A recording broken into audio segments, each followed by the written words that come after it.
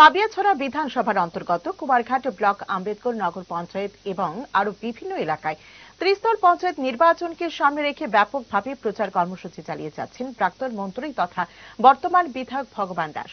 দলীয় কর্মকর্তাদের উদ্দেশ্যে সোমবার একাধিক বৈঠকে শামিল হয়ে বক্তব্য রাখেন তিনি বলেন, বর্তমান রাজ্য সরকার এবং কেন্দ্রীয় সরকারের জনমুখী কাজকর্ম সম্পর্কে সাধারণ মানুষকে ফের ওয়াকিবহাল করতে হবে। বিজেপি দল যে উন্নয়নে বিশ্বাসী সে বিষয়টা মানুষের কাছে নিয়ে যেতে হবে। দলীয় সংগঠনকে আরো বেশি মজবুত করে তোলার উপর গুরুত্ব আরোপ করেন তিনি। এখন আর প্রশ্নই ওঠে না আগামী দিনে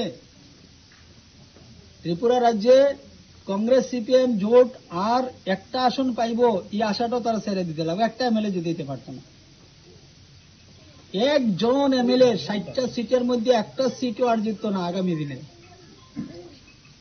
এক তো হইছে যে ত্রিপুরার মানুষ তারা বুঝছে যে দুইবার তারা দেখছে, তিনবার এখন পঞ্চায়েতেও দেখতেছে, তিনবার তারা জোট হয়েছে তিনটা ইলেকশনে, তিনটা ইলেকশনেই তারা একদম ভীষণভাবে হারিয়ে গেছে, ভীষণভাবে হারছে। আর আগামী দিনে জিতার কোনো সম্ভাবনা নাই। স্বর্ণকমল স্বর্ণবর্ষা 2 জুলাই থেকে 23 আগস্ট মেগা লাকি ড্রতে 2টি স্কুটি, লাকি ড্রতে 60টি স্বর্ণমুদ্রা, হীরের গয়নার মজুরিতে 75% ছাড় এবং সোনার গয়নার মজুরিতে 20% ছাড় থাকছে। প্রতি কেনাকাটায় নিশ্চিত উপহার। এছাড়া যে কোনো হলমার্ক যুক্ত গয়নার সমমূল্যের হলমার্ক যুক্ত নতুন গয়না কেনার সুবর্ণ সুযোগ। স্বর্ণকমল জুয়েলার্স, আজই আসুন আমাদের আগরতলা এবং উদয়পুরের শোরুমে। শর্তাবলী প্রযোজ্য।